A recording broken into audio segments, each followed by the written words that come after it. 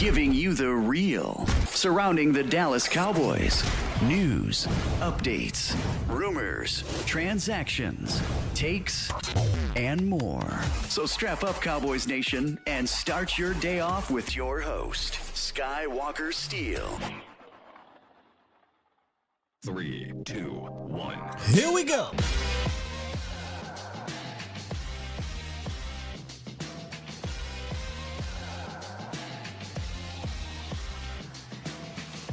Good morning, good people. Welcome to the Skywalker Morning Show. We're streaming live on YouTube. And of course, I am your host, Will Skywalker Steele. Boom. Welcome in, people. Welcome in.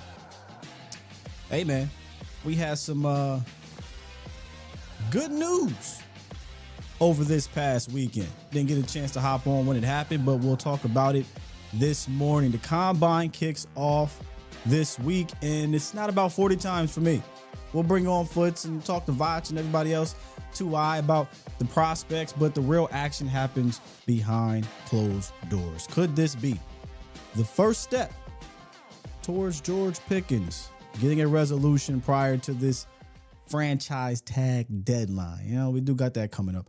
Also, Stephen Jones said something about another high-end player for the Cowboys that made my antennas perk up, and we'll talk about that. And I got a question surrounding that quote that I am very interested to see how you guys take. I want to know your answers for sure.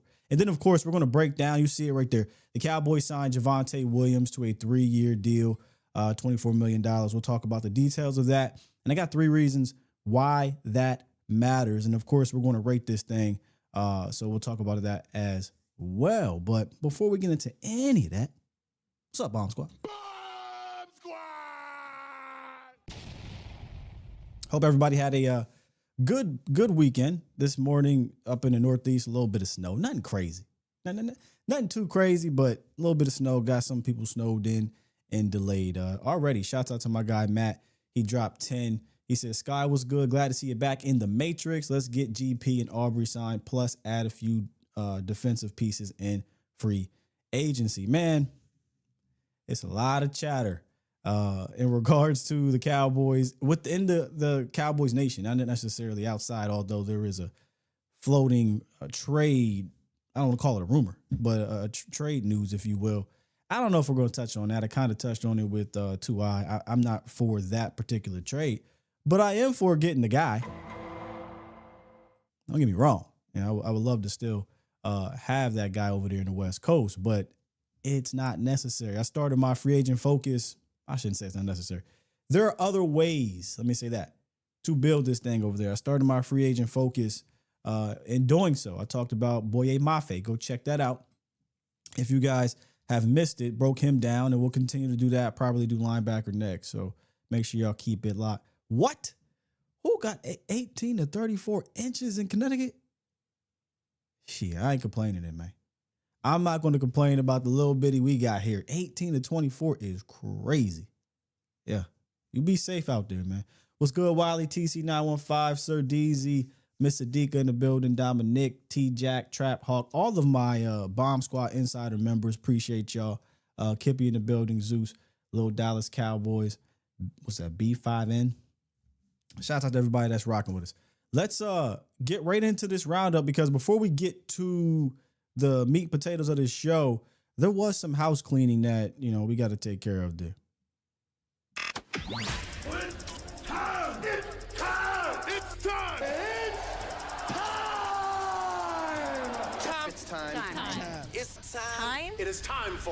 It's time for the morning roundup.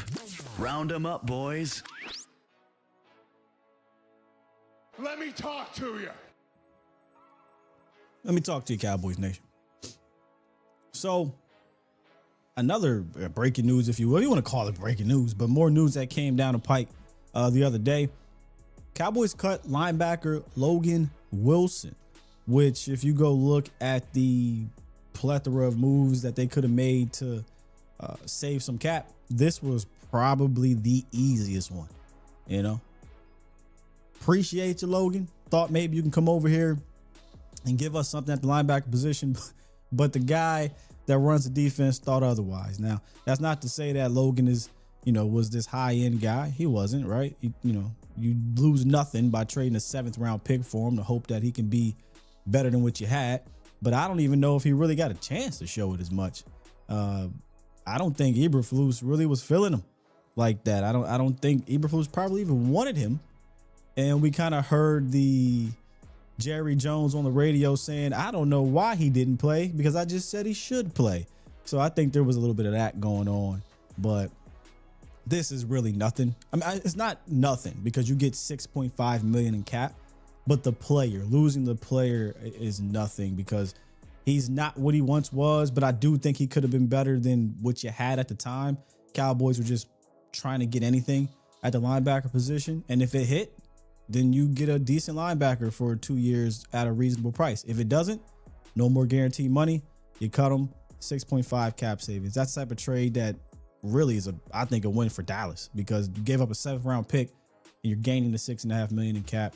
You try to hope, I should say, that he's better than what you had, but I don't know that you ever got a chance to really lean into it for whatever reason.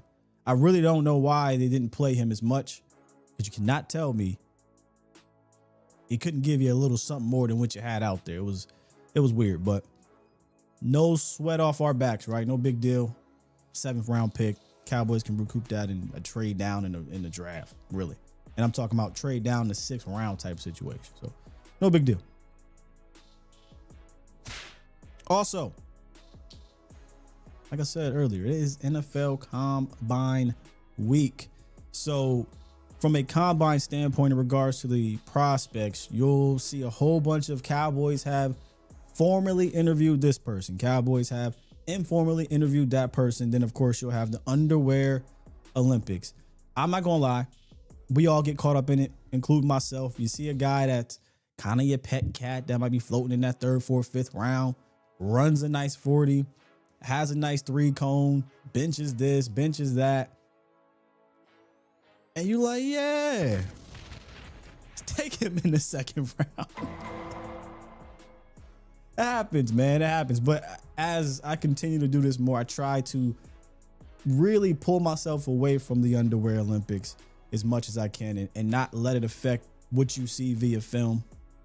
But this is how the NFL markets this thing. This is a big deal to them. This is probably their biggest week post Super Bowl is NFL Combine week. So they market this thing like a spectacle, and it gets us. Let's be real. It gets us. But for me, and let me bring you back here. For me, everybody thinks that this combine is about the 40s and the bench presses and things like that. But the real action is what happens in the hotel lobbies, what happens at the bar around the corner, what happens in the stands as scouts are watching, maybe position coaches are watching, general managers are talking to agents. And I had talked to Nick Harris last week and said, hey, man, if you hear something, don't be afraid to let us know. Don't be afraid to hit me up and say, let's get you back on this show. And you let us know what it is you do hear. And one of the biggest names at the combine, I don't care if it's Cowboys or not, George Pickens. What I find interesting is the deadline, or I should say date, opened up to franchise tag George Pickens. It has not happened yet.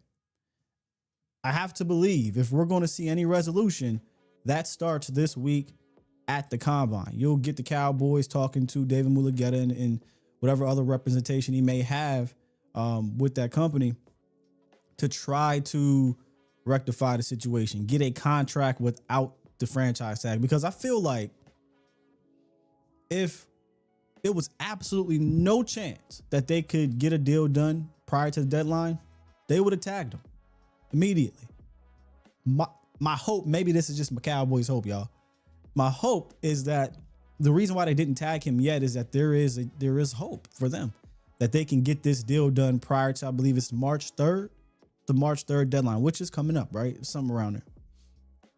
So that's something to keep our eyes on, is how quickly do the talks happen with George Pickens and the Cowboys front office? Because we know in the past, these things could just be a walk by each other head nod, because they're playing, cat and mouse back and forth. No one wants to blink first.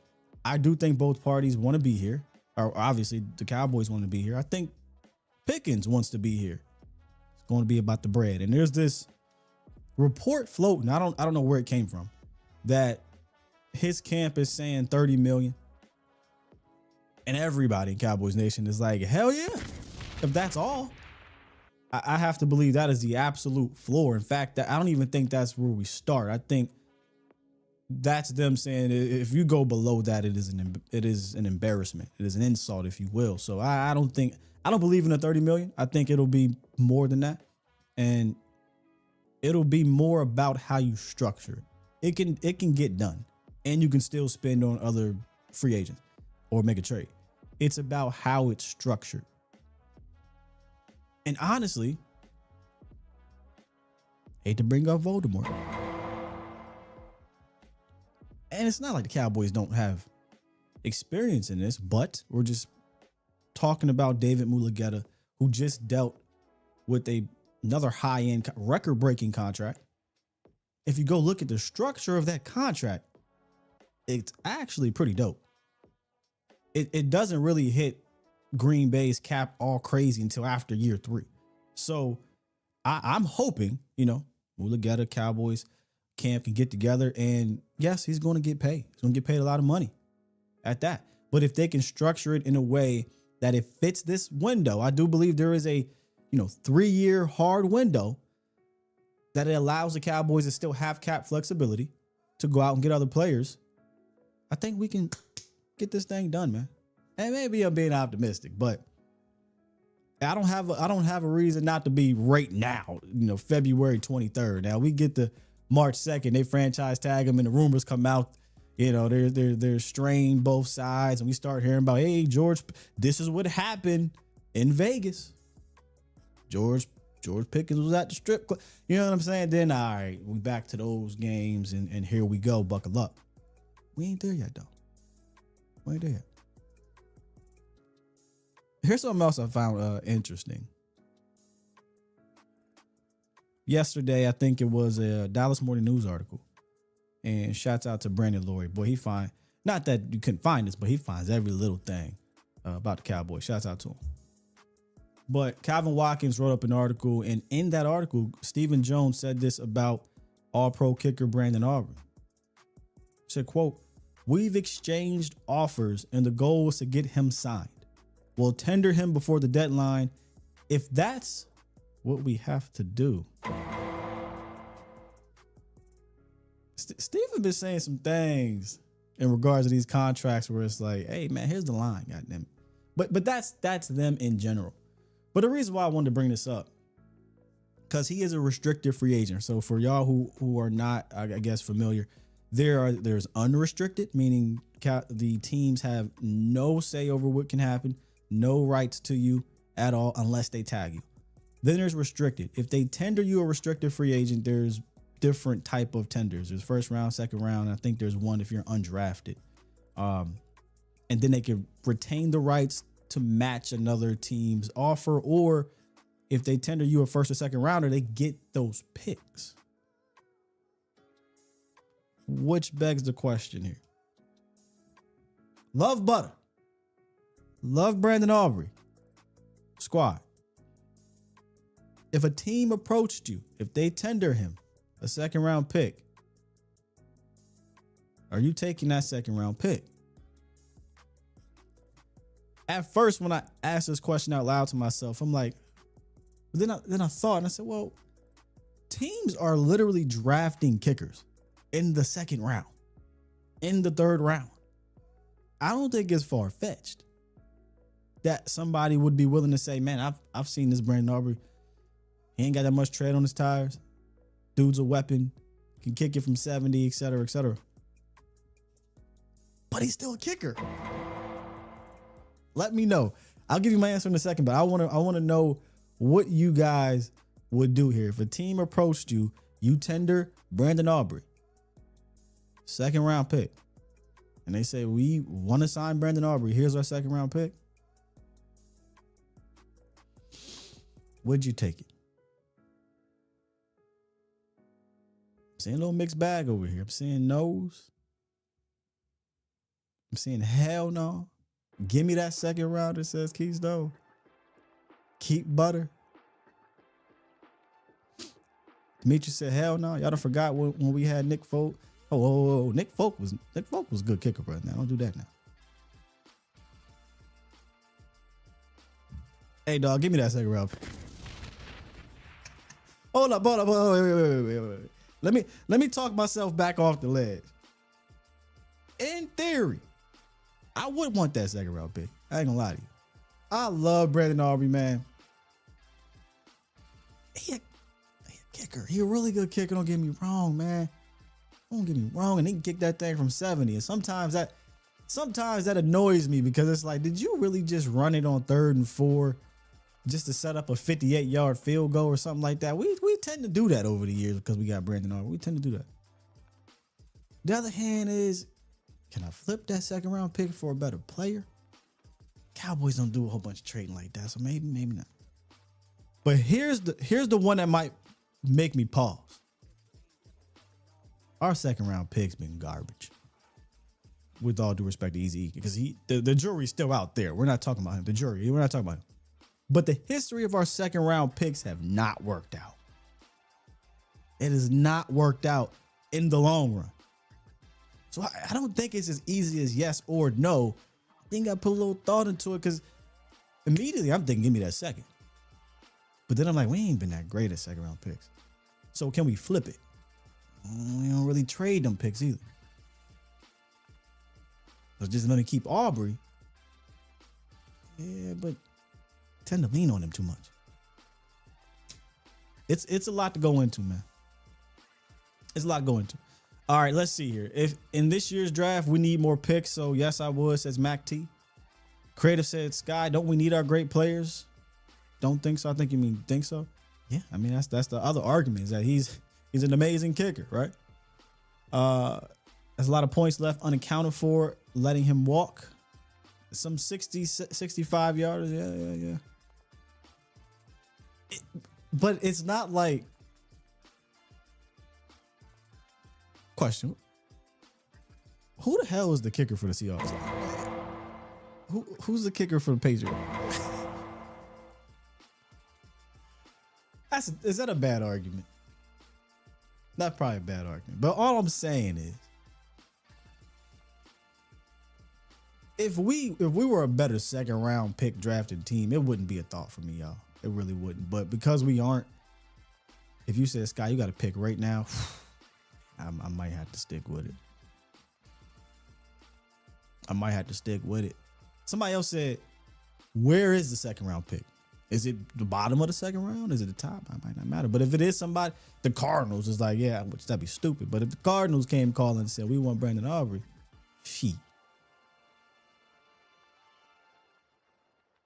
Hawk the Bodyguard just dropped another super and said, do we have any comp picks? Yeah, we got, I believe, a couple fifths, some six. Nobody said, yeah, let's trade our good players. So the thing is, they wouldn't be actively trying to trade them, right? It'd be a team coming to you saying we want to sign them. Here's our second. I don't think it's as black and white as all I'm saying. I might lean with y'all on keeping him. I just don't think it's as black as white.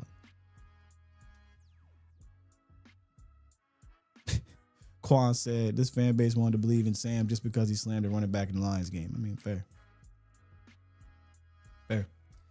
Skeptical fan said we don't know how good our defense is going to be this season, so I'm guessing you're leaning towards keeping him. He helps us put pressure on opposing teams from Juju. He helps us put pressure on opposing teams due to the fact we can come out with points every drive, just crossing the 50. So that, again, there were some really good, y'all making good arguments. I don't think I can fight y'all for either way to keep it a bean. I don't think I can. If you argue for him, I don't know how I can fight you. If you argue against him and want that second, I don't like to fight. Interesting conversation, though. Interesting conversation. So let's get into what actually happened in regards to signings, because Pickens and Aubrey, that's coming down the pike. Those are the next steps. And I think, at least for the Pickens, that we talked about this the last stream, that will tell me everything I need to know about the Cowboys' approach in free agency. If they tag him, that could, in their minds, hinder them on wanting to go out and be aggressive in free agency. If they work out a deal, which means that $28 million will not be 28 to the cap, that opens up some monies to go out and be some spenders, although they can still do it, but they psychologically be psyching themselves out, in my opinion. But they did sign running back Javonte Williams to a 3-year deal. And it looks like this. We don't have the exact details, but we can kind of piece it together here. 3 years, $24 million, $16 million guaranteed. That contract puts him literally in the middle in regards to average per year. Guaranteed monies isn't a whole lot. I think that keeps him outside the top 10, but he's around 16th, I think, in average, which I think is a damn good deal. But there seems to be some back and forth about this signing. I think Javonte Williams was always a priority. Had you not signed him, I don't think you panic. But I'm gonna give you three reasons why in a second that it does matter they decided to bring him back. But if you go back and you look at his season last year, a fantastic year, best season from a running back for the Cowboys since 2019, when they had Ezekiel Elliott, 250 plus carries, 1,200 plus yards, almost 5 yards per pop. By the way, shouts out to Clayton Adams, and 13 total touchdowns. And I'd argue, y'all, they didn't even utilize him enough in the pass game. I'd argue that. Because when he was brought on board, one of the main things I was coming out of, or going into camp, even coming out of camp, saying was, if they don't add to this room, he is by far and away your number one running back, because he's probably your best runner. And he also does the blocking. And he was a really good pass catcher out the backfield, like 40, 50 receptions out the backfield his time in Denver, which he didn't always play all the games. So he only had 150 something receiving yards. I argue they could give him, or could have given him, a little bit more last year. So I think he earned this deal. I believe he earned this deal, and $8 million per, it's really a 2-year deal. So if you want to move off of him after 2 seasons, you can. And he doesn't stop you from also adding to the room, which is a conversation I do want to have here in a second. But what I want to talk about is 3 reasons why I believe he matters specifically. Number 1, he fits this gap scheme like a glove. When Clayton Adams was brought on, we knew that was the type of scheme they were going to be bringing to the table. However, had they drafted, zone type of running backs or different type of back, then he would alter that. But that was always Javonte Williams' game. Right? Not outside zone. We're not going to dance in the backfield. We're getting downhill. We're going to have pullers. We're going to double, duo. We're trying to collapse that interior and then hit it. That's Jay Will's game. He's not a track star. He's a battering ram that showed some really good vision. And in this type of scheme, that requires decisiveness. That requires that one cut. Get vertical and punish the linebackers. Shouts out to my guy Foots. He had posted on Twitter that run against the Washington football people, I think on Christmas, where he just trucked one of those secondary guys. And he did that throughout the season. He was just carrying guys, right? When your run game matches the offensive line's personality, because I think that's another reason why they wanted to bring him back, then it becomes dangerous. But I think in order for it to take the next level, they do have to do something else, and we'll get to that. Number 2, he epitomizes the physicality mindset. The coaches often talk about that, right? We want to be physical. We want to be physical. One of the main reasons why they just kept him, and there was no one else that could spell him as much and be that 2-punch to him, whether you're an electric back or physical, nobody matched that. They couldn't provide what he was providing in that sense. So I don't want to say they ran him into the ground. They didn't do that, but they leaned on him more than anybody else. Kind of reminded me of the poor man's version of Ezekiel Elliott when he first got here. They really didn't use a second back as much, but they didn't also use him as much as Zeke either. But when you turn on that tape with Javonte Williams, like we talked about, he's finishing runs. My guy Voch calls it the FFU, Fall Forward University. He is an alma mater of that. Dragging defenders, making second level defenders make business decisions. That's Javonte. And if you do that well enough and your defense keeps you in the game, that's going to change how defenses play you in that fourth quarter. And then number 3 for me, and this is the one that may be a little bit slept on, it's his IQ. He has a high football IQ. He understands every angle of the offense. Pass protection, blitz pickup, the check down timing, leverage, in short yardage. And I don't want that to go under the radar. I think one of the main reasons you did not see a second back kind of step up consistently. You saw spurts of, Malik Davis here and there. At the very end of the season, you saw Blue. I think it had a lot to do with this. I don't know that the coaches trusted these other guys as much as they trusted Javon. I know they didn't. I can tell you that. Dak talked about this. Other players talked about just how smart he is, how he knows not just what he has to do, but what the O-line has to do, what the quarterback is doing, what the slot guys doing, tight end. He knew everybody's role. Violet Victorian, if I'm not mistaken, right? One of those, I don't say geniuses, but very, very smart players that, the hangover scene where my man is coming down the elevator and he's seeing all the stuff going on. That's Javonte Williams in the backfield. Pair that with advantages because you have weapons on the outside, a good quarterback, a good offensive run scheme. You get a quality season. But I do think this scheme is not just about being a great runner. I'm not saying it's all about protection, but it is about those other things. Understanding the leverage, the protection, man.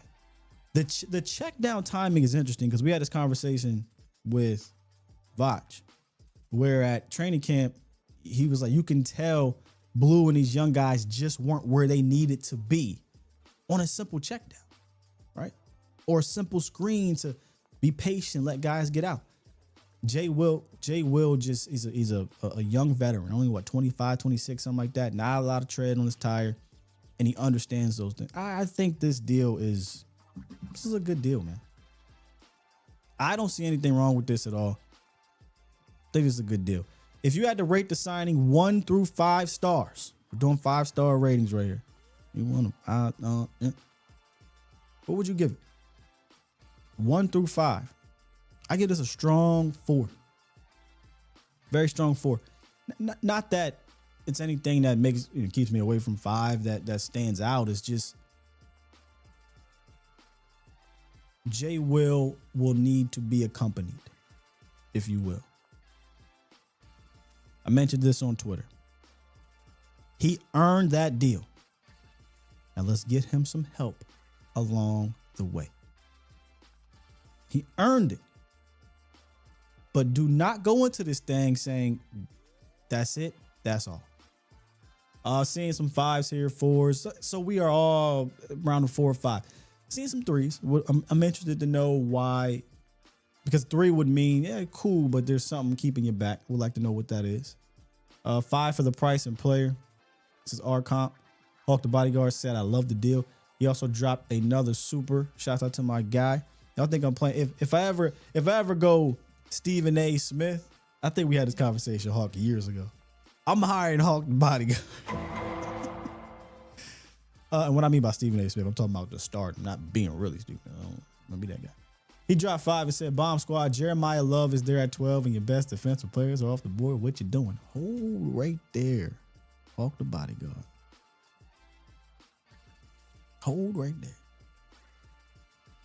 Creative Edge said, you're right, Sky, need that speed to go along with him. I would love it if it was that type of 1-2 punch, but I'm also not opposed to just another bruiser. That's an all-around type of guy. I'm not, because you do have Blue. You know, you have Blue there as your third guy to do that stuff. And if they, again, I'm all about, I don't even want to use the word committees because that just sounds bad nowadays. I like a stable. Give me a good stable, a good faction, if you will. Is Jaden Blue going to hit the ground running, says Skeptical Cowboy fan? He showed a little something at the end of the year. I do think there is a role for him. That's why I said, you know, I'm not opposed to him being a part of this faction. But you still, and I know Mafa and Davis, people are championing for those guys, but I'm also not opposed to trying to upgrade from those guys as well.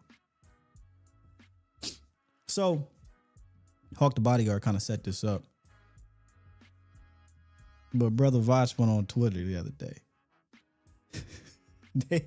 Hey, Voch, if you watch it, they was coming for you, bro.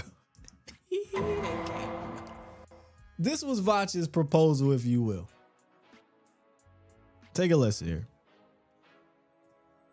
Javonte's 2 years of guaranteed money ain't stopping me from drafting Jeremiah Love at 12.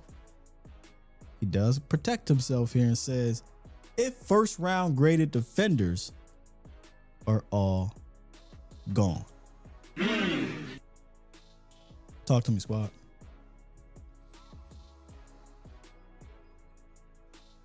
Talk to me, squad. Jeremiah Love, a bad boy. That's a bad boy. And it is only a 2-year deal.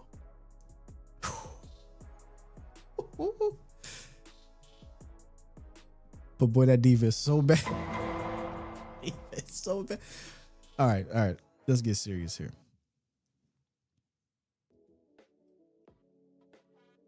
You have to crush free agency. There is no way. You can come out of free agency, go into the draft, and you done got Kyer Elam, Jack Sanborn, Kenneth Murray, and whoever else. Yeah. Can't do it. Cannot do it. With that said, this is where the fight happens. Jeremiah Love, if he's top 5 to 7 player on your board, you sitting at 12. And your defensive player is number 15 to 20. You gonna say no? I'm gonna say the same thing I said the other day. Really, regardless of what happens in free agency. If Jeremiah Love is the pick at 12, you will not see me be upset.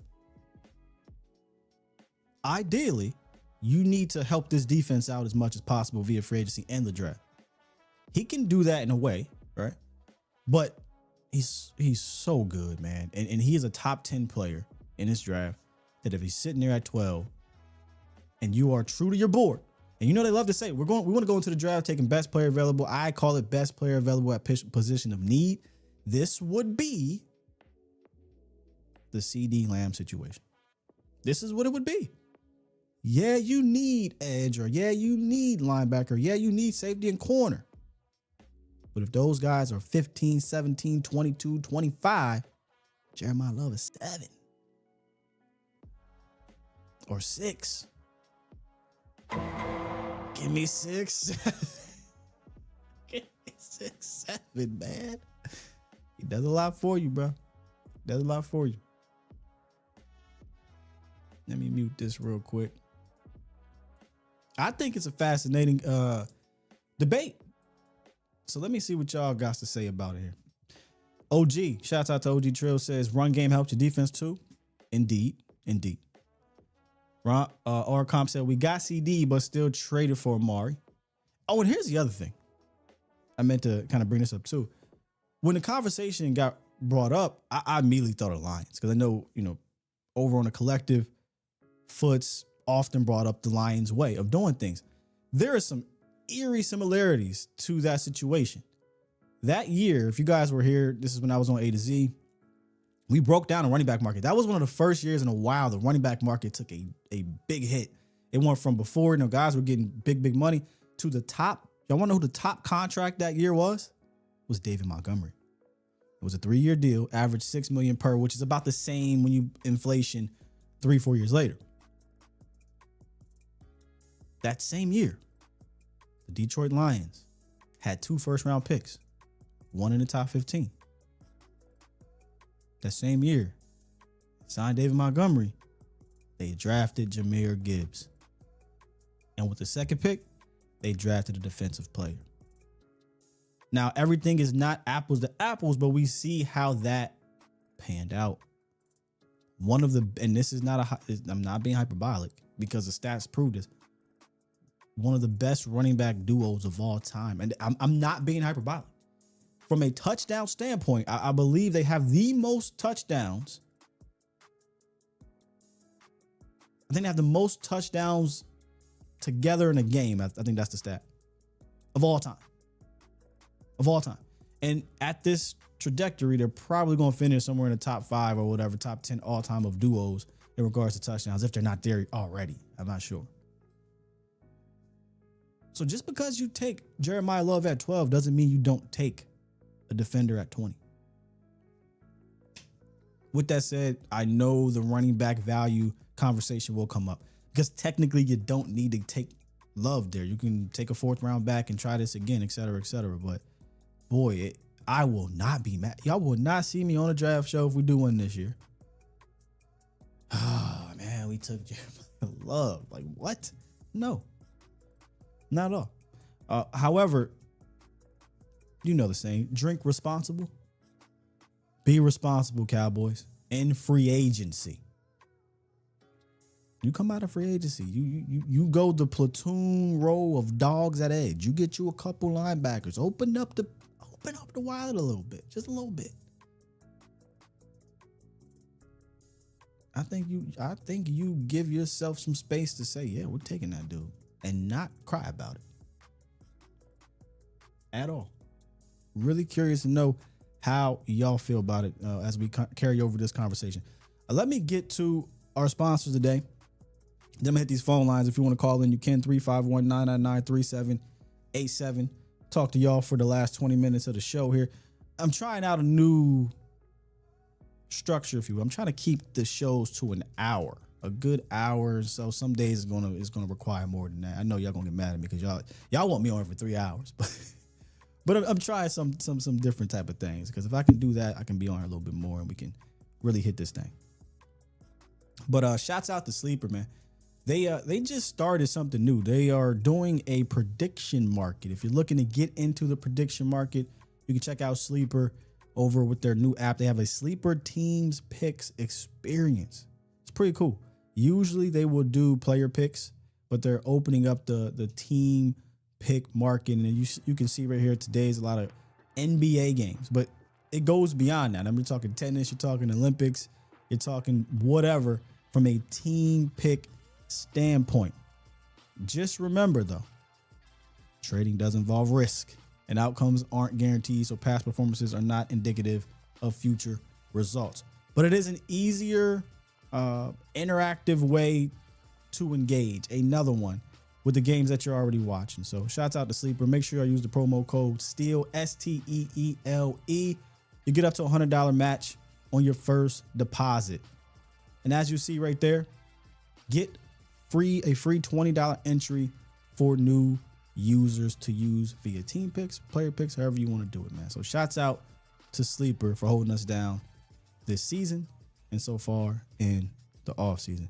My man Fresh Cut It just dropped a dub, or just dropped 10 in the supers. Super chat. He said, no way I'm taking it back at 12. If possible, he drops to 20. I'm definitely taking him. It's just too many good defensive players that could help us. Fair enough. So one of my things, I'm not going to be phony. For me, 12 and 20, I just, and this was in regards to a trade, I'm not really tripping about the 8 slots. If there's so many good defensive players, wouldn't that mean there should be a good defensive player at 20? Right? I mean, if there's so many, but I hear you. That's what I'm saying. I hear you. All right, let's hit the phone lines, man. We have 559 on the horn. What's good with you? Hey, what's going on with the Turn Skywalker? it down a little bit. What's up with you, man? Oh man, I'm just sitting here looking at this running back, what we did with him, and I like it. I like to keep what we had. What we had last year on offense was explosive. It was on time. It was a real threat to the league. If that offense we had could have made it to the playoffs, we'd have caused a lot of problems. Yeah, so I like to, offensively we would have, not defensively. Yeah. Oh, yeah. Definitely, definitely. What I would like though is I would like those tackles to be upgraded. I don't want to see us depending on Steele anymore.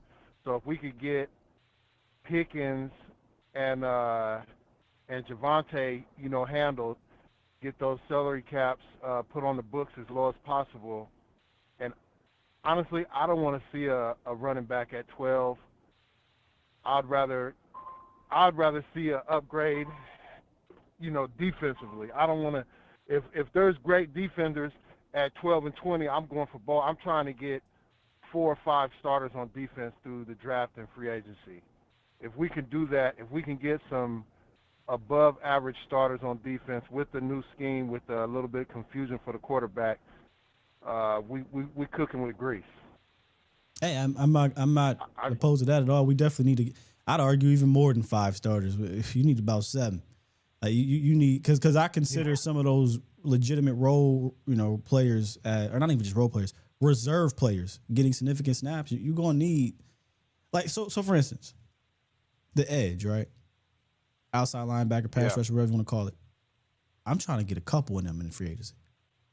Like I'm trying to get a couple dogs. So I ain't talking about, I ain't gonna call it because Clowney is good, but I'm not trying to get low end players with that. I'm trying to get dogs. If you can't go get Max Crosby, give me a couple dogs. And also, I'm trying to get a couple backers. Like I'm not going into free agency cautious, bro.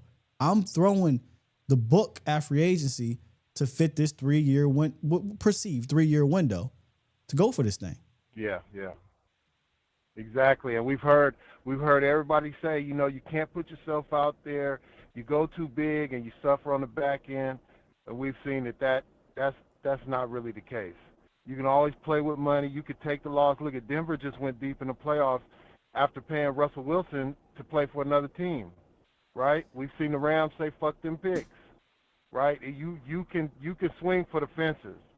Right? Or you can stay average. And I just can't. We got this. Offense is great. We need to pay. Don't listen to the old stereotypes. You can't have 2 number 1 receivers.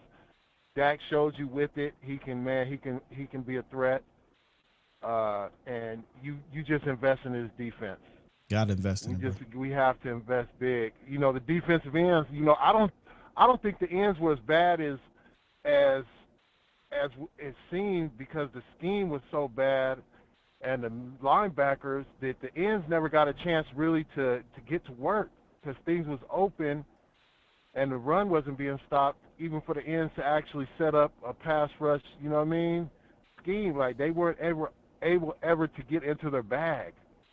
Yeah, I think that the edge room would have been better if the all-pro guy was still there because it's less responsibility for them. But once you take him away, you don't have that type of guy anymore. So now you're asking solid to maybe some cases some guys below solid players to be better than that, and that's just not who they are. So it was an underwhelming year for me for the ends. But again, like you say, it's not all their fault.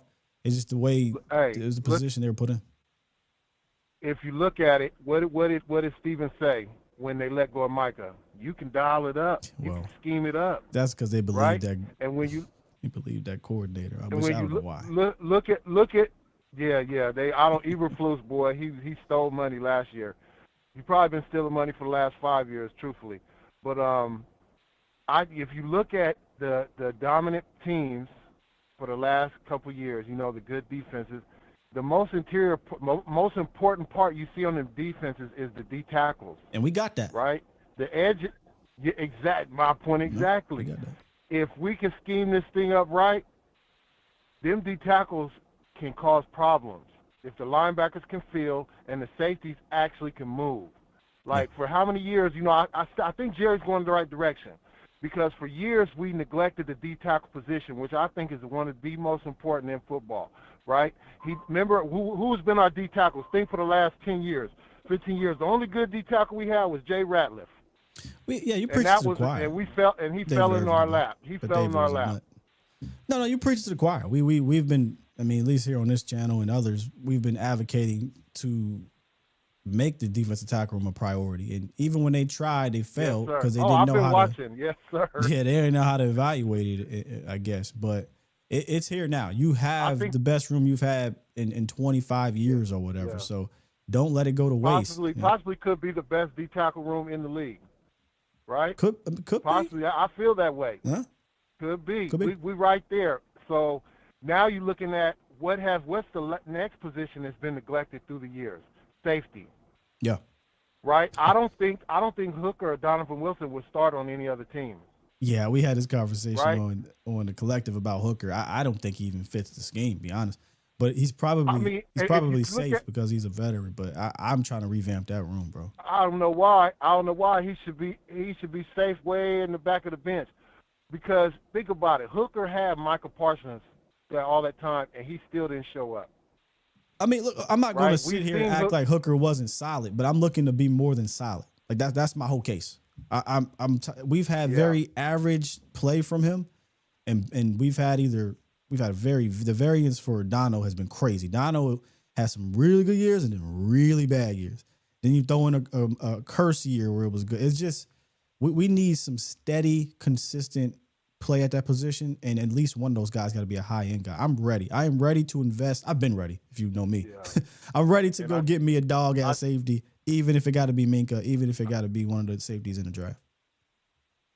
Yeah, we need to upgrade that safety, man. That fills the whole scheme. It fills the hole. It gets everybody in position. Indeed. Linebacker really got exposed last year too. That linebacker and safety, the middle of the field is the most important. Yeah, I think they'll attack it. It's just I hope it's with quality guys, man. But hey, good stuff. Good call here, 5-5. What is this, Bruce? Yes, sir. Yes. Yeah, this is Bruce right here, man. Yes, sir, Bruce. Man. Good hearing from you, man. Yes, great shit you spitting, man. Thank you, brother. Hey, all right. Bruce said something there in the beginning of that call that I actually had a change of heart, if you will, towards the end of the year. The middle of the year, at the end of the year, definitely when the season ended, there was the talk of the tackles, right? Moving on from the tackles. I think I'm on the other side. And it's not a popular opinion, I get it. But I think I'm not trying to create another hole on the side of, or a hole, let's be honest, on the side of the ball that is already really, really good. Now, Sky, he can't pass block that great. You're right. You're not wrong. Let's try to develop a guy under him. But in the meantime, in between time, if you were to remove him, what I saw from Nate, I'm not ready to just be like, Nate is yours. Nate got some developing to do. There was the other Oregon kid that's developing. And another thing with on the other side of the ball, with Guyton, people ready to move on from him. Let's just keep that intact. Let's see what year 2 under Clayton and Connor Riley can do. You can have an amazing offense with those dudes, and let's try to develop a right tackle as we go. I'm not so sure I'm ready to just be like, yo, cut Terrence and what? Now we're taking the first round. If y'all want to take a first round tackle, all right. There's not a whole lot in free agency either. There's some. Now, if you want to throw money at the position, you could talk me into it. Just make sure that we don't use that as an excuse not to sign defensive guys. So it's again, another conversation where you're like, yeah, it ain't the greatest at those spots. It's not. But is your offense still able to function at a high level? It's shown it can with those guys. I just don't know if you want to create more. If you had somebody in the pike, man, easy, bro. Easy. Let's save the money, use the money elsewhere, and let's go. I don't know that you do. I'm not ready. The film I saw from Nate, I ain't ready yet. You know what I mean? Let's wrap to not 20, not 50, but 100 grand. What's up with you, bro? Man, the snow, my dog. Oh, yeah, you up there in New York. Yeah, it's probably worse for you. They talking 1824 Connecticut. I know you got at least half of that. Bro, seem like we got 2 feet. Man, I ain't gonna complain no more, man, because I know y'all get it bad. We had it bad a couple weeks ago. The whole Northeast, it was rough, bro. But today it ain't too crazy. Man, but what's on your mind, bro? And it's still snowing. It's still coming down. Listen, man, I feel like they're not going to touch the offense. I feel like they're not going to. I feel like they're going to give everything to the defense because, like you said, the offense have shown that they could put in that work, even with injuries. So I feel like they're not going to touch it. I would like them to touch it and we need some tackles, but I don't think they're going to touch that at all. I think they're going to throw everything at the defense, and I'm not mad at it. No. I'm not mad at it at all. I want a whole revamp of that defense, man.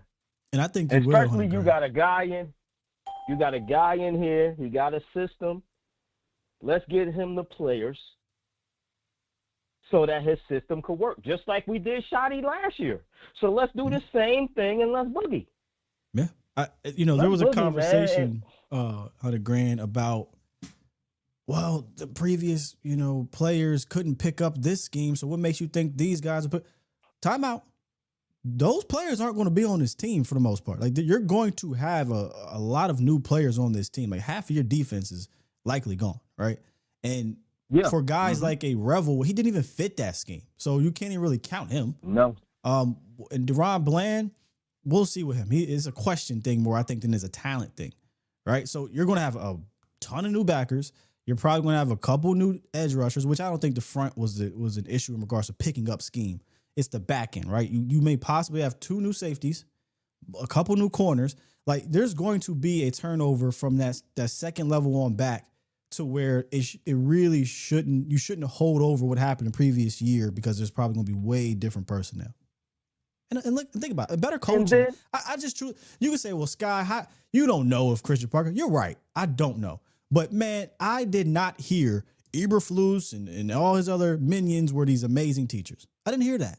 Maybe Dave Borgonzi. Nope. I heard a little bit about him. Nope. But all I hear about Flus and Simmons and Smith, like these guys, and Marcus Dixon, these guys have been coaching these players to get the best out of them in each stop. And if you go look at their resumes, it's proven that. So, look, you can say Sky is optimism, then call it that. I think that this staff will coach these players better.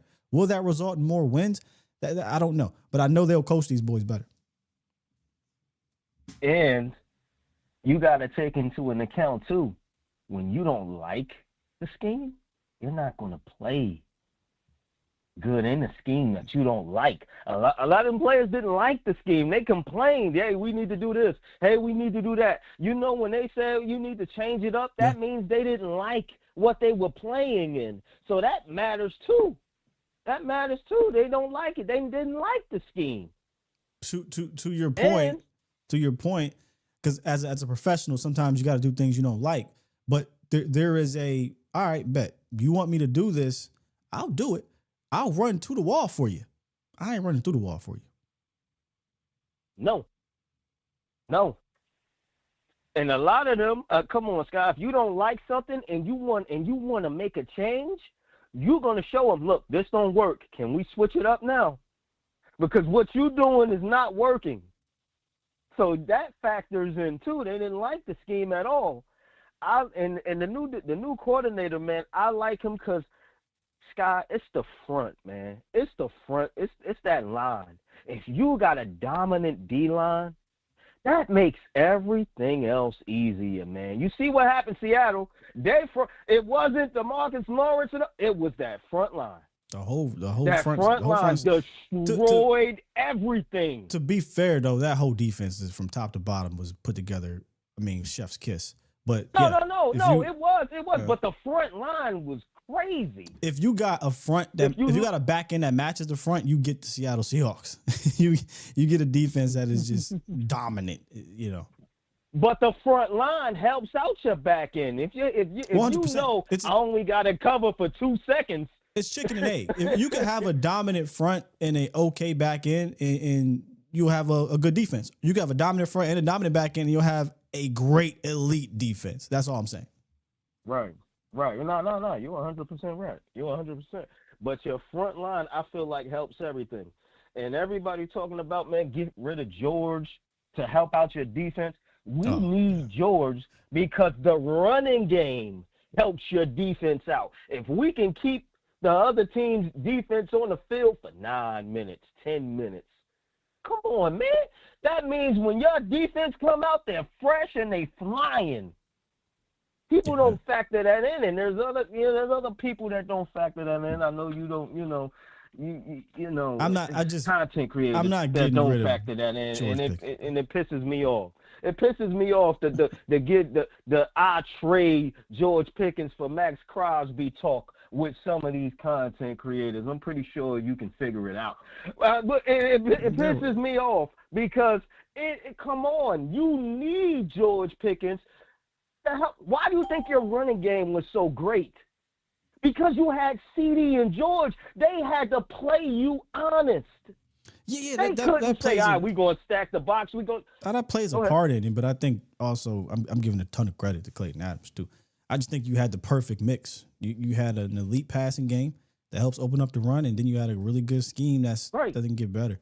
But, yeah, I'm just quick and short. I'm not trying to I'm trying to collect as many great players as possible. You know what I'm saying? Right, I'm not trying to swap great players when I don't have to. Me too.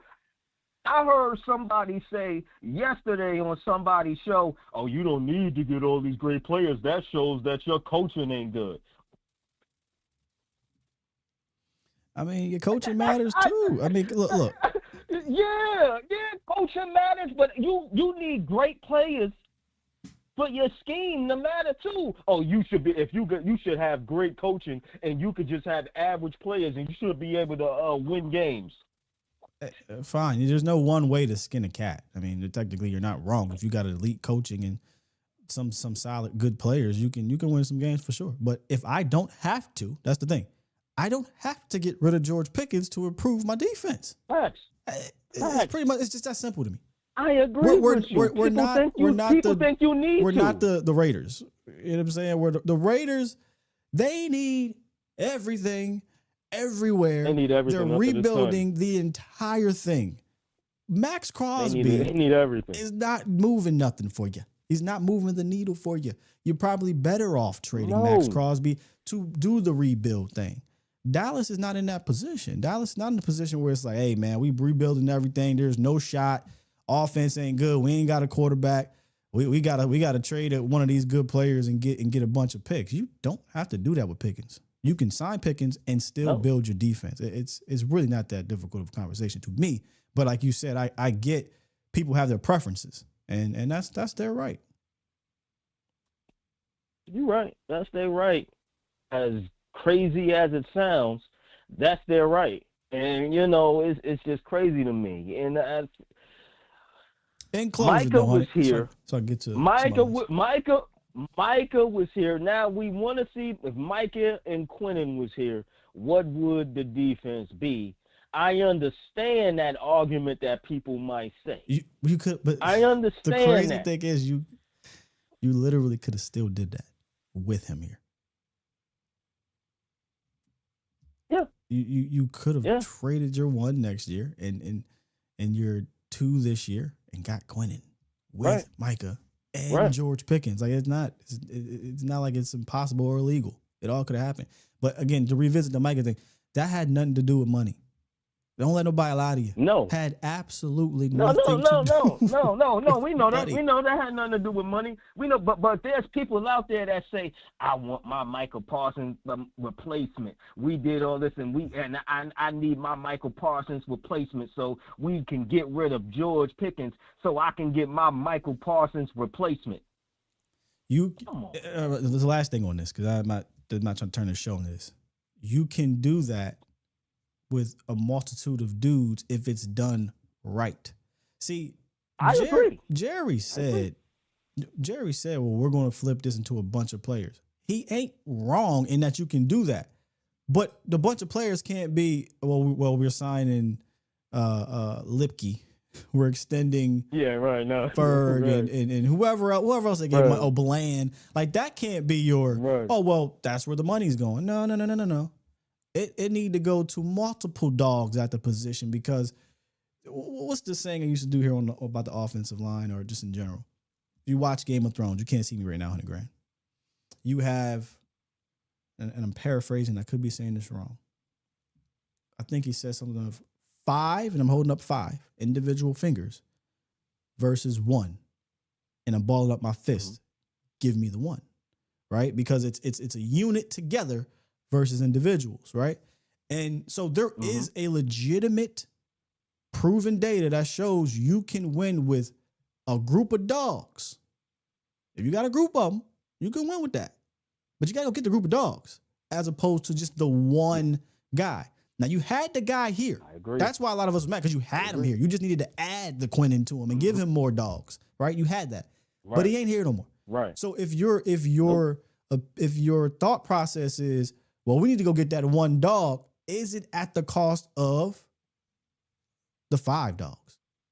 If that's the case, then you gotta really look at this thing and say, is it worth the compensation, et cetera, et cetera. Pickens, I don't think you need to do it. I think you can do it with just picks, honestly. I don't think you need to give up. That's my whole thing. I don't think you have to give him up. If you want Pickens and you want to go get the guy, then do it without giving up Pickens. But I do think you can keep Pickens and get you a dog of a faction like Seattle, like we've seen with Philly, like we've seen with Kansas City, like we've been seeing lately. And let's roll. I agree. But if you want to give up your 2 number 1s and give up Pickens for Max Crosby and think that's going to turn this team around, that's absurd. You crazy. That is absurd. Crazy. And there are people out there that think that. Oh, that's insane. There are people out there that think that. That's insane. That's insane. All right, bro. Appreciate the call, man. There are people out there that think that. All right, bro. Yes, sir. Yeah, look, there's multiple ways to skin a cat. Some people believe this way, that way. I'm not here to argue that. For me, I just don't believe you need to give up George Pickens to improve this defense. I don't. And if you're going off of current data and how this thing is going, I hate to be that guy because I want to keep Micah because he was already here. There was no need to chase this. That's what pisses me off. It was already here. But if you're going to now chase the one guy, now you're potentially putting yourself in a situation where you just have the one guy and you don't have the solid unit. Now you got the DTs. So you can still add him and have the DT part of it. But again, fine, do that without giving up George Pickens. That's my own thing. That's it. Well, I'm walking. Bring me Max. But there's a blueprint that says, well, you can do this another way too. That's all. That's simple. LA, what's up with you, man? Man, life is good. Life is good, man. How you doing, brother? I'm good, dog. How are you?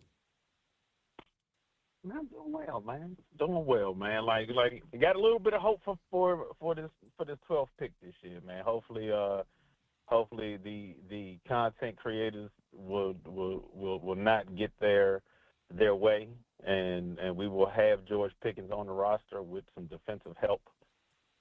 Not kind of way around. I think. But we've been screaming for a dog at wide receiver 2 for how many years? Now we got it, and it's like, well, since the days of Dez, and well, you don't need him.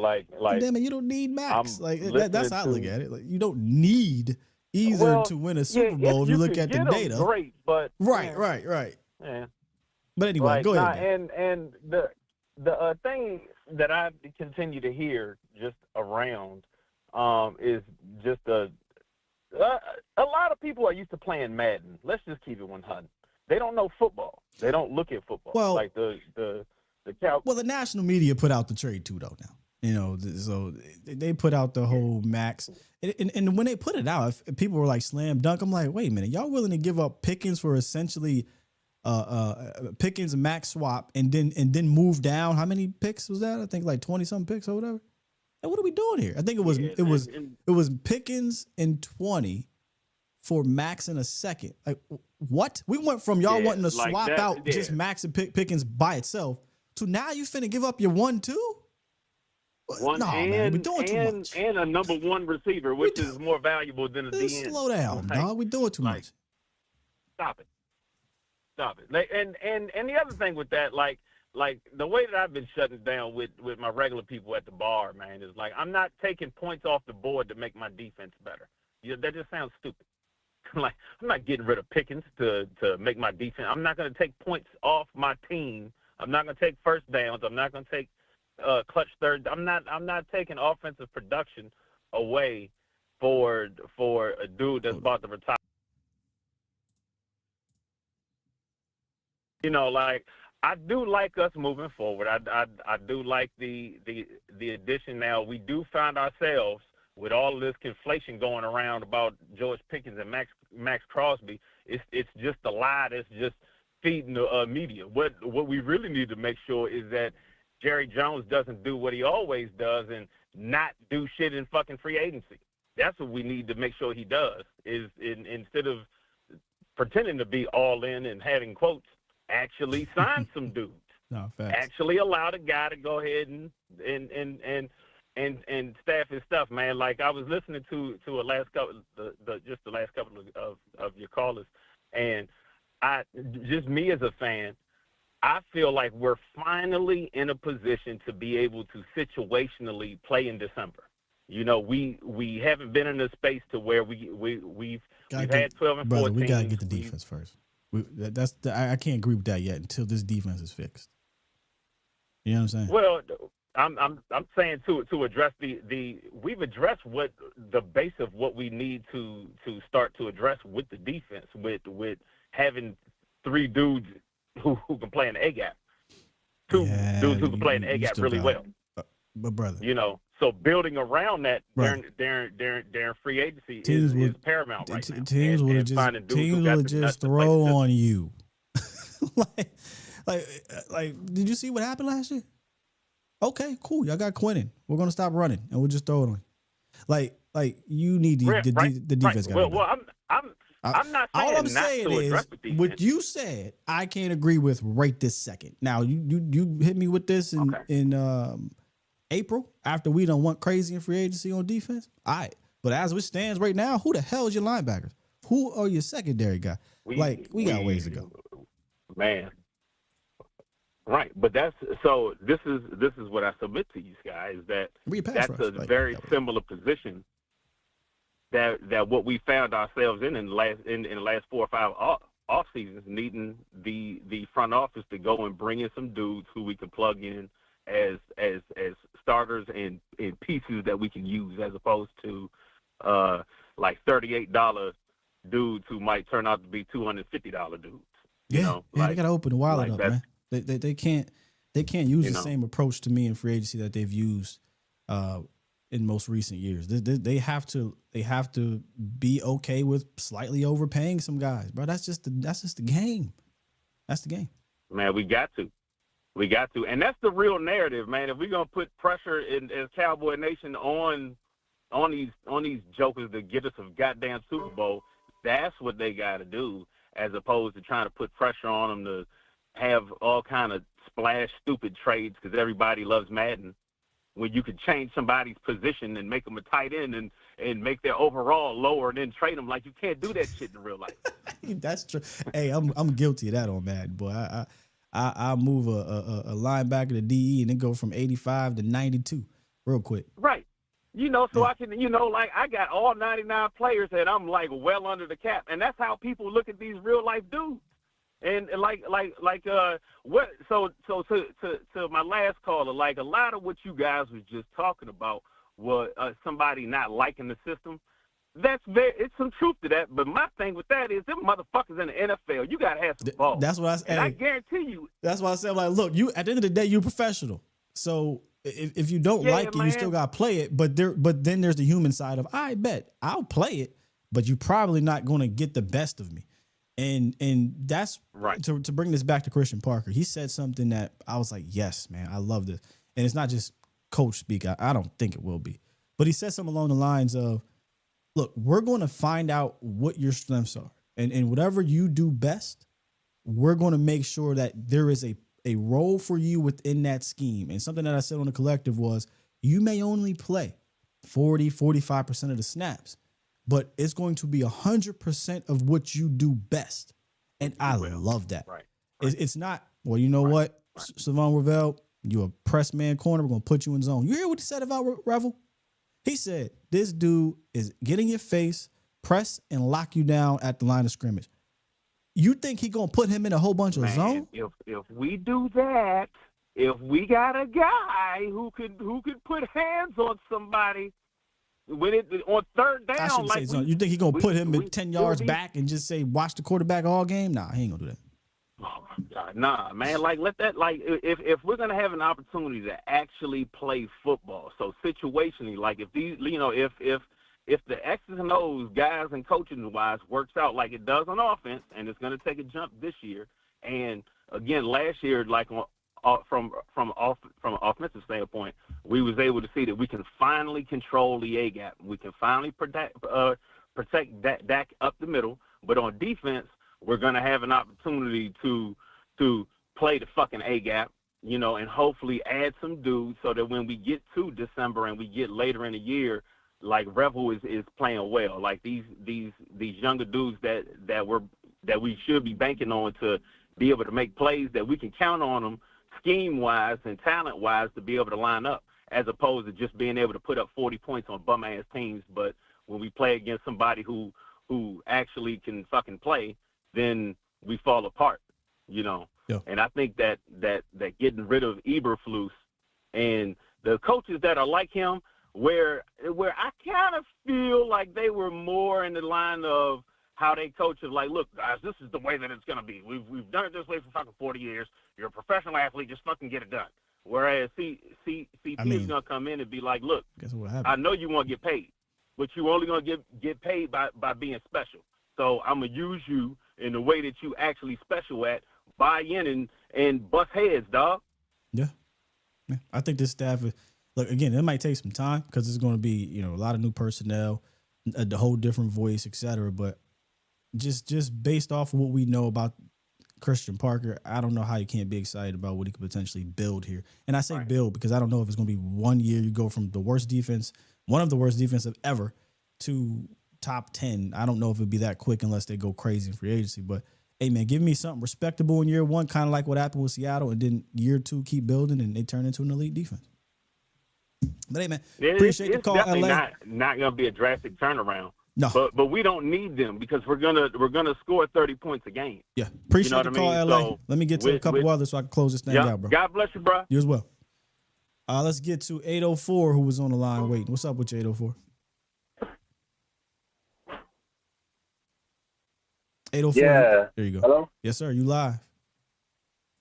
Okay. Yeah, man. This fresh. I was just hitting you up, man, on the super chat. I really like what we got going on as far as the coaching and everything, man. I feel like Shoddy, I think they're mimicking what they did last year. Yeah. Last year they were focusing on going to get the younger coaches and all of that, and like coaching up all the younger players they had. And, taking everybody that they, drafted before and making sure they focus in on them. And so now you look at the Eberflus defense, dude came in like the caller said before, it was on some, hey, look, this is what it is. I'm going to fit you into this, and that's what it is. And now you got all these young coaches or whatever who's coming in, who's focusing on all these position groups. Like, I love our defensive tackle room. Our defensive tackle room is amazing. Like, you can't tell me it's not the best. I feel like you bring in a real defensive coordinator, which we did, and then you bring in the real defensive line coach who's focusing in on literally getting to the quarterback. The guy that we just got, this guy just came in And I want to say the last, 2 or 3 years, he led the league in pressures. So I fully expect him to come in and coach up like these defensive ends and like really, really make them a lot better. The Donovan Ezraku and all of that. You know what I mean? You bring it in. I expect Donovan Ezraku to make an extreme jump. And like I said, like you said, I don't feel like, you need the big time defensive ends or whatever, you know what I'm saying? Because the last few years, none of the top teams who won the Super Bowl have had that guy. They had that stout defensive tackle room, which I feel like we have the best. No defensive tackle room is better than ours. Quentin Williams at the top, and then you got Kenny Clark, and then you got Dom. Like there's no third defensive tackle that's better than Osa. You know what I mean? So you bring in somebody like for me, I would attack free agency. And I feel like you only have to make 2 or 3 like really good moves. Maybe spend anywhere between 30 to 35 million, you know what I mean? If you can get a Trey Hendrickson for 25 million, and you can get like a Cam Curl or whatever at the back end, and maybe go out and get a Quincy Williams who's not going to be like a lot. You can put that together, and even if you can't get a Hendrickson, you can go out and get a Bradley Chubb and sign back Xavier Clowney. Now you're talking about you got a whole little room of guys that can generate pressure, which Eberflus was supposed to do when they traded Micah. The plan was supposed to be, okay, can you manufacture a pass rush, with a group of guys instead of just focusing on this one guy, and so I feel like, with the defensive line coach that we got, I feel like that's what they're focusing in on. I fully expect them. I don't think they're going to Marcus come in and be. Let me interject, if you will. Marcus Dixon's probably not going to coach the Izarakus as much as I don't want to mess his name up. The outside linebackers coach, Uzo Sharibe. Right. I think that's his name. So, but yes, Marcus Dixon and paired with Uzo, I think is going to be fantastic because you're in Minnesota. I think they were like second in sacks under Marcus Dixon's leadership on the defensive line with the defensive coordinator and Brian Flores. But I feel like the Izarakus of the world and whoever else they bring in to do the stand up outside linebackers, that's going to be the Georgia guy. I feel like he's going to be working with them. Right. And that's why I like what they got going on, because I feel like they focus in there on the development of and generating the pressure or whatever. I have no doubt that I feel like anybody that came in as defensive coordinator, they came in, they looked at Quentin Williams and all that, it was like, oh, we got this right here. We got this middle right here sealed. Now we got to go ahead and piece everything else together. Me personally, I when I first heard about the Max Crosby trade, I was like, okay, that's cool. Then they started talking about how much it was. I was like, oh, hell no.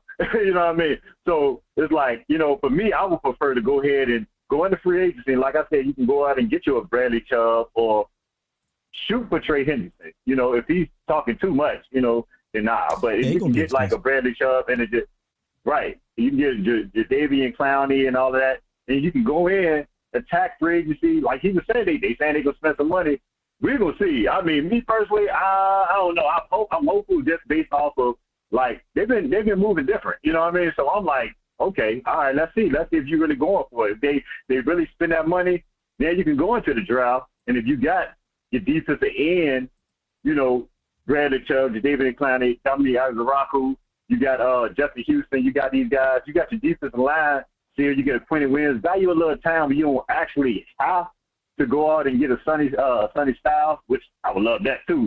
But, because my thing is, if you got Caleb Downs right there, somehow this dude fall, ain't nowhere in the hell I ain't getting him. No, and this guy has been proven what he's going to do with them secondary guys. So, like, if you can go out and get him and match him up with a cornerback and love a bid, if the boy from Tennessee, he falls to 20 or something like that, you get that cornerback and that safety, you got you cooking with some stuff now. You know what I mean? Yeah. We on the same page in regards to getting free agency and attacking edge. I'm attacking linebacker. I'm actually trying to get a safety too. Every position of need that you have on defense, I am throwing at least a body or two at it. No, I shouldn't say a body. That sounds terrible. But I'm actually trying to super upgrade at that spot. I'm trying to get a couple edges, in my opinion. I'm trying to get a couple backers. And if I have to, take one away, then I'll take one away to get me a safety too. So I'm trying to get a dude at each level of the defense, man. Straight up. Right. I mean, me personally, that's why I say like the defense ends I got. I mean, me personally, I feel like that's enough. You know what I mean? Like you go out and get a Trey Henderson, and you add your Davion, and you got them right there with the Rocco with the James Houston. I'm like, that's a whole room, an injury room. But yeah, that's a good room for 26 for sure. But hey, man. Yeah, I'm like, I like that. You know what I mean? Yeah. Then you look at the linebackers and you say, okay, all right, well the linebackers need help. Well, I don't feel like you're gonna have to spend a whole lot for somebody like Quentin Williams. If you go out and get a N'Kobe Dean or whatever, but you kind of look at it and be like, all right, okay, what couldn't I really get? Well, where's my weak spot at? I feel like defensive end is the easiest spot to upgrade in free agency right now. You know what I mean? You know, you can go out and pick up a couple linebackers or whatever. Another thing, I don't think there's no way they let go Logan Wilson. I don't think they let him go. If cause we only got 3 people in under contract. Like you got to go there. You ain't even got no choice. Even if you don't want to, you got to go sign somebody. You can't just fill it out in the draft. So and then I think it's guaranteed the dude will drop a cornerback in the first round. That's what he's been doing. Like everywhere he's been at, he dropped a cornerback. It worked. So it's like I think that's hands down one of the picks going cornerback. Maybe. You only got 2 of them, and right now you need a corner, a safety, a linebacker, and an edge. So, free agency is definitely going to determine that. But good stuff, man. Appreciate the call, big dog. And right. How about the Cowboys, baby? Yes, sir. I'm going to get to them supers, too, in a second, you said. Thank you so much. Appreciate it. All right, bro. It's all good, man. Good talking to you, bro. Yes, sir. I want to get to, we're talking about the staff. I was trying to get to that real quick. So this is the defensive staff right here. You got Christian Parker, defensive coordinator, obviously, Marcus Dixon, D-line, and that's the guy he was talking about that came from he was at Denver for a little bit, went to Minnesota under Flores, and they was second, I think, in sacks over that time period. Ryan Smith,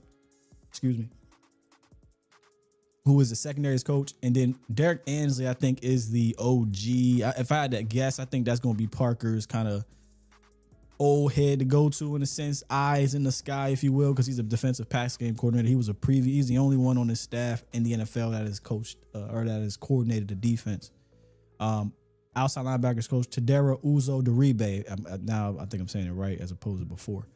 Uzo-Diribe is a guy I think who will be coaching those outside linebackers.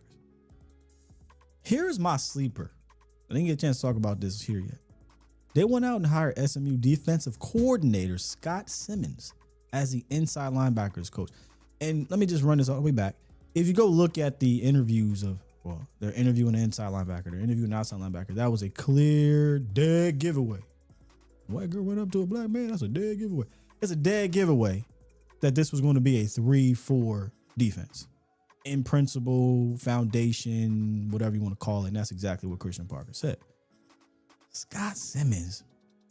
If I had to rank who could be the next defensive coordinator in Dallas, because they're building, in my opinion, they're building a farm system, which I love because I'm tired of so many different schemes. Let me close that. So many different schemes because you keep snapping coordinators that have totally different philosophies. But I think Scott Simmons is a sneaky option to be your defensive coordinator if Christian Parker crushes it and he moves on in 2-3 years. If Simmons is even still here. Because he was one of the most respected DCs in college. You saw what SMU did. The numbers back up their defense performances.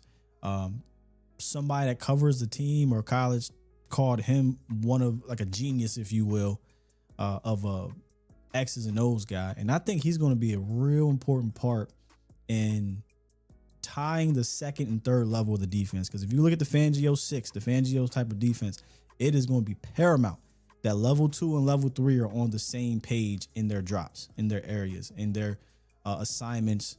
There's going to be a lot of cover 6. Like I said, a lot of this side, we're running this. On this side, we're running that. I think he's going to be very integral in designing. So just something to keep an eye on. And then Robert Muschamp, assistant secondary, Dimitri Brem, assistant D-line, and J.J. Clark, assistant linebackers. Very young-ish staff compared to before. And I think a couple guys in regards to Simmons, Smith, Diribe, Ansley. I'm not sure about, I haven't heard much about Dixon being a potential DC type guy, but there's a lot of guys that potential to be a DC in this league. And I love it. I love it. So I kind of wanted to show that. All right. One more call, and then we're going to wrap this thing up. I definitely missed the mark on the hour, but that's fine because we did calls. That's cool. What's up, Marco? Good to hear from you, bro. What's up, brother? How you doing? I'm good, man. Good to hear I'm glad to hear your voice, brother. Yes, sir. Hey, Scott, I wanted to bring something to y'all guys' attention. I'm not giving Shotty any pass on. I thought he blamed Diggs a lot for what Eberflus did last. I think Diggs took the fall on that, man. And he talked bad about a lot of players, like good about a lot of players that we saw play bad. And then I would love to have Diggs on this team with this new defensive coordinator. I mean, I feel like Shotty, and then he let Jerry lie on him. He let Jerry Jones lie on him, Scott. I can't let Jerry lie on me and be like, yeah, Jerry lied on him and he didn't even say nothing. I had to tweet something out. Hey, dog. I had to tweet something. Hey, look, at the end of the day, I like Shotty. I like his energy. I like the potential direction. End of the day, he's still, there's still some puppet-ish to him in regards to he don't have the stones just yet to be like, hold up, wait a minute, Jerry, because even Bill Parcells got stopped at one point, but Parcells, when he initially came in, was like, yeah, this is what I'm doing, and Jerry was like, all right, man, you right, you the Super Bowl winner, and then Jerry said, nope, not doing that again. So there is some puppet-ish things still there.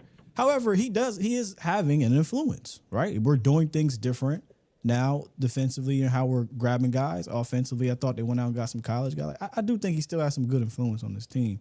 And in regards to Diggs, Diggs done, brother. Diggs physically just not the same, right? Well, Scott, I can name 3 or 4 other guys that was done to me. Bland's done. For sure. Bland is another guy I have issues with in regards to health. Here's the thing about Diggs. I do think there was some falling on the sword of sorts with Diggs. And I said this throughout the season. Yes, I think he was a martyr of sorts because he was the only guy that would publicly come out and was like, yeah, I ain't feeling this. Like this we need grits and gravy, right? And the other guy who didn't come out and say that, like that, they didn't have nothing bad to say about him because there wasn't some off-field, in-house issues, because there was legitimate issues with Diggs too, in-house, that had nothing to really do with his performance, which was bad. It was Bland. Bland came out after he had a good game, and they asked him about the whole man zone thing, and he was like, yeah, I think I'm a better man corner. I'd like to play man, but he didn't do it in a way that rubbed them the wrong way, to say, like Diggs did. And is that right or wrong? That's up for debate.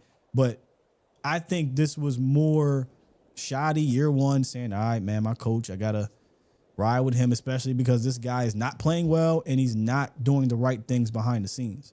Like, I'm okay with disciplining a guy if he's not doing the right things behind the scenes. There's nothing wrong with confrontation. That's going to happen. Shotty said that.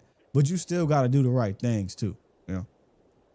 Well, Scott, I feel like I watched my Cowboys pay Zach Martin when we know he was. I just don't understand. I feel like this is a good old boy. Like, this is. I mean, it's hard for me to like this team, and I'm a dog. Like, I'm born Cowboys, but I feel like. Well, brother, this dude is like a. You bringing up a whole another. You're talking about Jerry now and the Joneses and the way they do things. Look, you're not going to get me to sit here and disagree. I loathe the way that this franchise and organization is run. But like you said, I love this team. It's a toxic relationship. So my shtick, man. It's been this way for years. If Toxic Tom's in here, if he's in here, he's gonna hate me saying this. You gotta find a way to overcome it, man. Like that's just that. Unfortunately, that's how this organization is built. You've got to find a way to overcome the way the top guys do things because they're not firing themselves. They take a long time to change because there's no pressure to. And that's just the way the cookie crumbles. I hate it, but that's where we at, bro. Hey, Scott, and this is my last point. Hey, Scott, I'm willing to let Shotty walk if we can get Tomlin in here. I mean, I'm not. Shotty didn't show me anything. I mean, we had a losing record with a healthy Dak Prescott. Even with a bad, I told you with a bad defense, win more games than that. Not just a bad defense, bro. That was one of the worst defenses in the history of football. Hey, but Scott, how do we at the end of the day? This is Diggs' fault. It's all Diggs.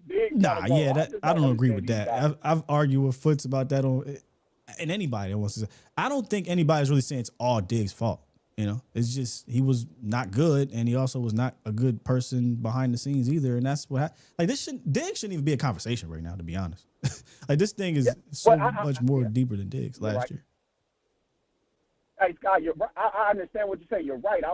I'm not saying it's big, but it's like if you don't fit the Cowboys that good old boy program, we have good old boy players. They can't nobody hurt nobody's feelings, or you can't hurt the coach feeling. Even Flus was trash, and nobody said anything in the locker room where you gonna get cut. Man, this dude was garbage, bro. I mean, we should have saw the right. I don't think anybody would care if Diggs was balling. You like I get what you're saying, but I can't co-sign because he was trash. Like I can't co-sign with you, bro. If Diggs was out there balling, I'd be like, you damn right. I don't know why they did it. But he was garbage. If you want to use a player that was better than that, then use the Amari Cooper situation. Like Coop called out, other people called out, and they still was good players. Diggs was not good no more, so I don't give a damn that he's not here no more. Well, I didn't care they let him go. He might not be. Yeah, Scott, I don't care about him being gone. Let's say he wasn't good. You clearly do. I mean, Scott, he wasn't good. I can name 25 players on the defense. Sure, but you ain't talking about them 25. You talking about Diggs, and you believe it's the good old boy. Which, again, I'm not arguing that there's some good old boyness to it, but I don't get the animosity with the whole Diggs thing, bro. He was terrible. He was bad player, bro. I don't care that he's gone. Yeah. Like, what are we doing here? Well, Scott, I argue this with these guys. I've been arguing this. Like, I can name Lamb was trash. The safeties was garbage. They've been garbage for 3-4 years. And we don't hear one bad thing about them because we like these guys. Who's we? It's a good old boy system. Who you're talking about? The coaches? I'm talking about the Cowboys. Shoddy, yes sir. Not right. Us. You know me. You know we don't like it. We can see. I can see. I'm not the police. I can see. I don't shoot you on the camera. I can see. And I didn't see that. No, I can see good. I see everything, Scott. But hey, Scott, I'm glad to hear your voice, bro. I'm glad you're back home, man. I miss you, man. Yeah, I'm trying to get back. Again, I'm trying to do a new structure where I can be on a little bit more. So we'll see how it goes. Well, man, you got a family. You got a family, brother. I know how life goes. Yes, sir. It's definitely busy be blessed. behind I the scenes. appreciate you, brother. Yes, sir. Thank you, man. Appreciate you, Marco. Be blessed, man. Thank you. I get the gist of what he's saying. I'm maybe a little confused of why this is revolving around Diggs. He was bad, bro. I don't know. And he got let go. If Murray got let go, if Bland got let go, if whoever else got let go, I would not have any of it. It was bad. I wouldn't have sitting there arguing about it. It's bad. He was bad. If Diggs was playing good, like who was a malcontent, got let go, still a good player? This was a George Pickens situation. All right, malcontent. Really good player. You could see he was a really good player. And they let him go strictly because of that. Right? Beast. That's why Steeler fans is like, man, I don't give a damn. Like what you say, I don't care about that. No good old boy. They pissed. Rightfully so. The dude good. Diggs was trash. They let him go. I don't really care what the hell the reason was. But to your point, the good old boy thing is, I think, a thing. We've seen the history of that with, I think it was Amari, didn't get the shot, came out, talked about I could be down on third, use on third down and goal, whatever it was. Beasley said, hey man, front office comes in here and they do X, Y, Z. Dez comes out and says things, the Jason Garrett era, like, I ain't gonna fight you on that at all. And again, that's why I said this is a Jerry Jones, Stephen Jones, Jones's Cowboys cultural thing that you unfortunately have to overcome. Now with that said, I'm not gonna act like there was not another side of the coin in regards to good old boy stuff, because they still go out and they'll get take a risk, I should say, on the Pac-Mans of the world, the Tank Johnsons of the world, the T.O. of the world, the Randy Gregory's, David Earl. Like they'll say, yeah, we'll get a malcontent. We'll get a guy that got look. But guess what? If you play good, you got nothing to, what we gonna say? Play good. I can guarantee you, Marco. Guarantee. If Diggs was playing well, he'd still be here. All the arguing and whatever was going on behind the scenes, still be here. It just wasn't playing. It wasn't playing good enough, man. That's all that is. That's all it is. There go Toxic. Hey, Toxic, I said the dreaded words, bro. I don't know if you heard me. Gotta overcome it, man. Gotta overcome it. R-Comp said Randy Gregory for sure. How many times he got suspended? Exactly. Now, granted, this was, for other things, but I mean, hell, I'd rather you yell and scream at me and disagree with me and still be able to play than keep getting yourself suspended and not being able to play. Like, you know what I'm saying? Toxic said, I heard it. Man.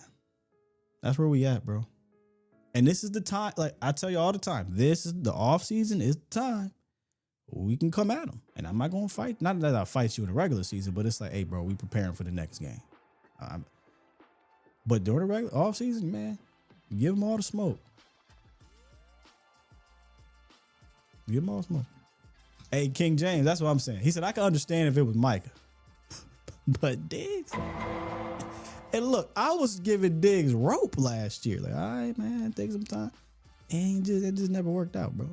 It just, health is getting shot. I mean, super shot. And it's affecting him. And it just is what it is. Yep. All right, let me get to the supers and see what y'all saying. Hopefully y'all get what I'm trying to say here. Fresh called in. Good stuff, Fresh. He dropped a couple more. Got to that one. Oh, okay. This one here. Super chat. Defense is rich at 12. At 20, it gets shaky. I think this goes back to the conversation we were having about running back, the whole Jeremiah Love 12-20 thing. I'm trying to get out of here with a safety, y'all. One of these picks, I want a safety. Draft gurus in the chat. I can get one of them three set. No, not downs, but the other two. I can get one of them two safeties at 20, right? Like one of them got to be there.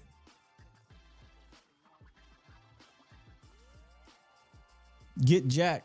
He dropped Super chat 10. Appreciate you, Get Jack. He said, given you make the necessary moves in free agency, if I get Love and Thieneman in the first, I'm good, man. Get me to Brazil. I'm personally still on this Crosby agenda. What part of it, Get Jack? You part of the trade Pickens to get Crosby, or you part of just get me Crosby with Pickens?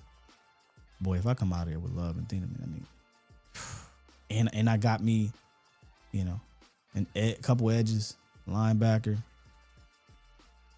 Give me another safety or a corner. It's a lot. It's a lot that they're just not going to be able to fill everything. But hey, I love McNeil, Warren. But I like all these safeties. See, look, for the first time in years, I can finally look at safeties and be like, this is a realistic option. It should be at least. But it's a realistic option, and there's some dudes I absolutely love for this scheme. And we got a coach I think will actually take them. Boy, you give me McNeil, Warren. You give me any of the three, bro. I'm dancing. But then there's the Wheatleys and there's the day 2, 3 guys. But get me, come out of the first round with one, bro. Come on with it. Guru said, is Love comparable to Gibbs? I think so. I think, when we broke this down earlier, Guru, if you wanted to go the Lions route, where they signed one of the top market running backs, which I don't even think Javonte Williams will be that. When it's all said and done, I think there's a couple guys that will jump him. And then they went out and drafted again. I think that is very comparable. Not saying they're the same player, but the situations, they're both explosive and they both would come in and be a part of a tandem. I would say this is the Gibbs Lions situation. Yeah. Toxic said it's not happening, so quit asking. Nah, we getting a safety. I ain't hearing what you saying. I thought we never drafted a defensive tackle in the first round. We did it. So I'm speaking into existence.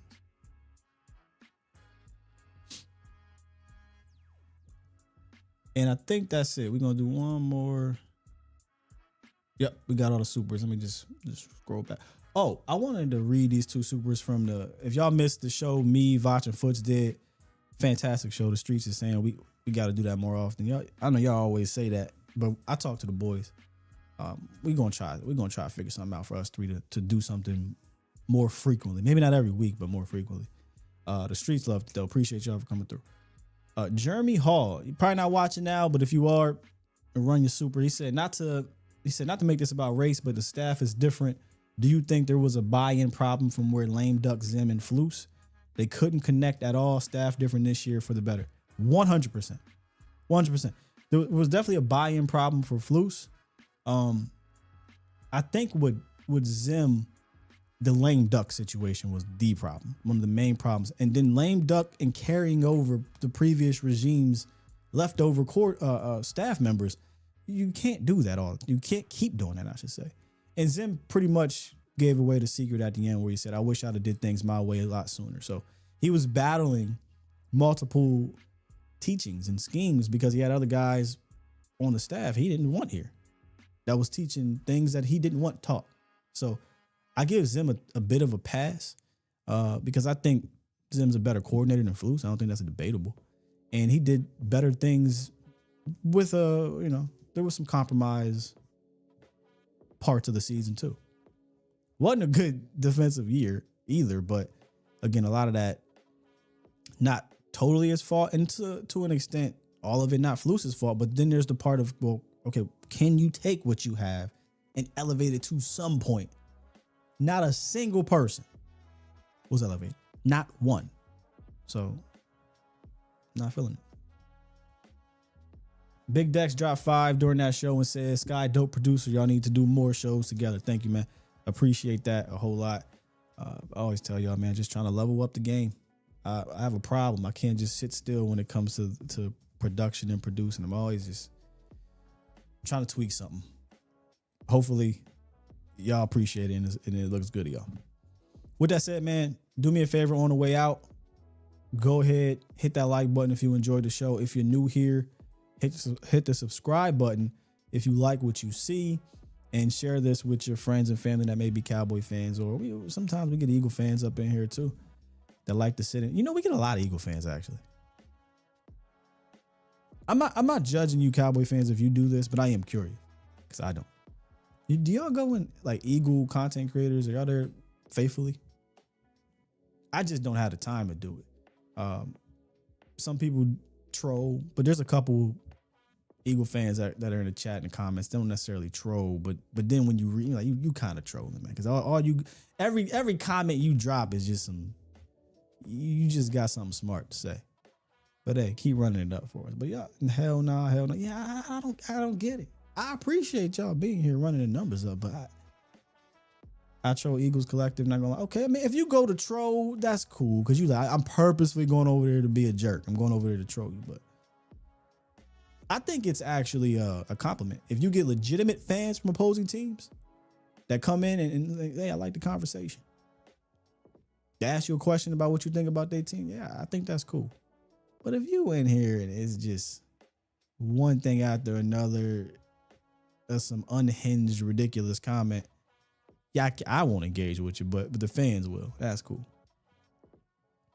Facts, T-Jack. I don't got enough time. I barely got enough time to keep up with our stuff. I just can't be over in shots out of Lower Brunson and I don't be no Philly 500. Who else is over there? There's a couple good ones too. I don't know. I mean, I got for you, bro. That's all I got for you. All right, with that said, man, I'm gonna go ahead and press this button, get up out of here. Got some more work I gotta do. Again, I'm gonna try my damnedest to get this thing back on track to be more consistent from a stream standpoint. But I'm definitely gonna be dropping more videos. Got the free agent focus series we're going with. We're gonna continue the hindsight series, and yeah, just try to give y'all as much work as I can, given all the things going zone. Oscar says, snow outside, let's do a show.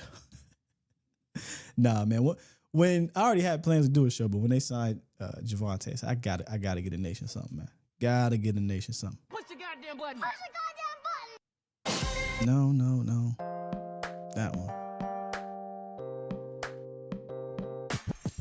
I got you, Tex. I got you. This is one of my favorite times, to be honest, man. You got the free agency angle, review some of the roster, draft stuff. Because it's a time of hope. Everybody got it. That don't mean I'm going to peddle hopium to you. But that's just the reality. All right, I'm out of here. Love y'all. Peace.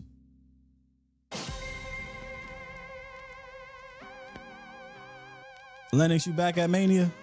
A little disappointed in the build-up so far, but it don't matter. I'm watching. It's in Vegas. I know you going.